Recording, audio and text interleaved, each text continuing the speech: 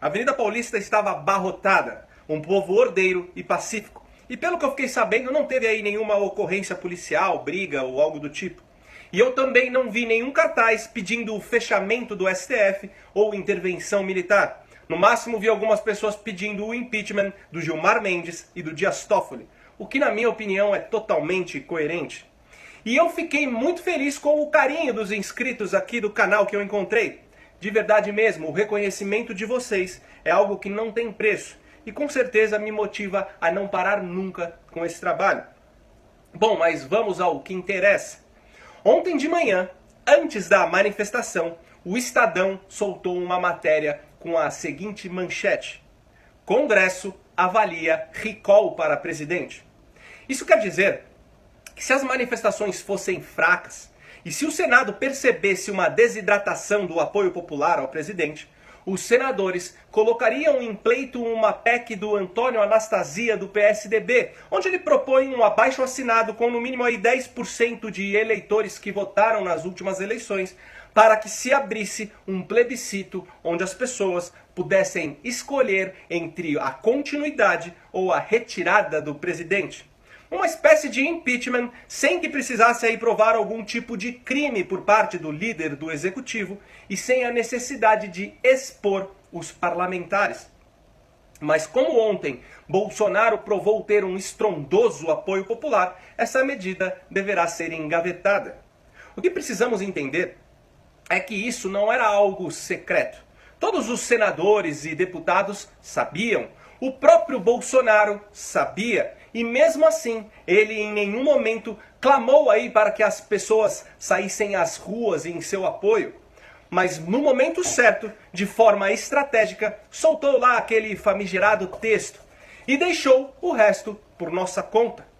Só que se ontem os movimentos fossem mirrados, hoje o capitão estaria em maus lençóis, estaria comendo na mão do Senado. Agora eu deixo aqui algumas perguntas no ar. Por que será que parte da direita fez tudo para esvaziar as ruas esse domingo? Por que o MBL tentou sabotar as manifestações se valendo de mentiras? Por que o Kim, quando gravou lá o programa do Bial, deu nota 5 para o Bolsonaro e nota 8 para o seu companheiro de partido, Rodrigo Maia, conhecido como Botafogo nas listas da Lava Jato? Se o argumento de que a manifestação estaria, na verdade, jogando contra a aprovação das reformas fosse aí comprado por todos nós e as ruas ficassem vazias, a leitura que seria feita hoje é que o Bolsonaro perdeu os seus apoiadores. Então, o Senado colocaria em votação a tal emenda, o que seria um processo longo, porque requer aí 2 votações dentro do próprio Senado e 2 na Câmara dos Deputados. Eu até acho que isso não aconteceria, mas até a chegada aí desse plebiscito, Bolsonaro ficaria totalmente isolado e rendido aos caprichos do Congresso. E o país governado através daquilo que se convencionou chamar de parlamentarismo branco. E é aí que de fato podemos compreender por que alguns deputados da direita fizeram o possível para esvaziar as ruas. Agora, cá para nós.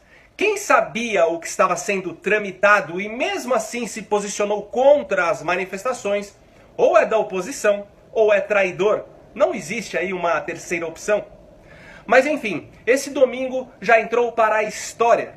Milhões de pessoas se engajaram em um movimento que nasceu e se organizou de modo espontâneo, sem sindicatos, sem partidos e sem instituições fortes envolvidas. Milhões de pessoas saíram às ruas não para pedir a derrubada de um presidente que fez merda, ou para pedir mais saúde, emprego e educação, mas para pressionar o Congresso na aprovação de medidas específicas, principalmente a aprovação de uma reforma que os governos anteriores empurraram com a barriga porque diziam que era impopular. O que significa que o povo finalmente acordou, pelo menos grande parte dele. Em um passado recente, quando promovido aí por sindicatos e partidos de esquerda, a tribo dos mortadelas e dos exibidores de anos se mobilizavam para fazer baderna e quebra-quebra, os articulistas da extrema imprensa só faltavam ter orgasmos múltiplos em suas reportagens. Mas quando milhares de brasileiros conscientes por conta própria, se mobilizam em torno de pautas verdadeiramente relevantes para o país, vemos as seguintes manchetes nos jornais.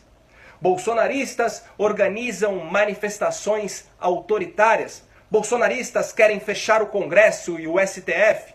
Movimento sem sentido pró-governo é criticado por parte da direita. Essa semana cheguei até a ler matérias que diziam que se as mobilizações forem um fracasso, enfraquecem ainda mais o governo. Se forem exitosas, vão colocar o Congresso e o STF contra o presidente. Aí vem aí a direita jujuba, que votou no Bolsonaro e compra a narrativa de que ele não sabe articular, de que não tem governabilidade. Na verdade, quem acha isso não passa de uma mulher de malandro, pois pela primeira vez temos um presidente que peitou esse sistema corrompido. Um presidente que, conforme prometeu nas eleições, está governando sem o toma lá da cá. E ao invés de receber total apoio por isso, vemos alguns indivíduos saudosistas daqueles velhos caciques que leiloavam cargos e faziam todo tipo de acordo promíscuo com o Congresso para que algumas medidas fossem aprovadas. Coloca aí uma coisa na sua cabeça de uma vez por todas. Presidente não tem que fazer articulação. É exatamente por isso que existem os líderes do governo, tanto na Câmara como no Senado. E também a Secretaria de Governo, que tem aí status de ministério. Se hoje a articulação está sendo o ponto fraco desse governo, não é culpa do presidente. Até porque presidente que articula com o Congresso só faz isso através de métodos que podem levá-lo ao impeachment ou à prisão depois de cumprido o seu mandato. Agora, o líder do governo no Senado é um sujeito do MDB que parece não ter voz. A Joyce Hasselmann, líder do governo na Câmara, que deveria aí encabeçar as negociações, às vezes me parece que está mais empenhada em ser blogueira e ficar aí em destaque nas redes sociais.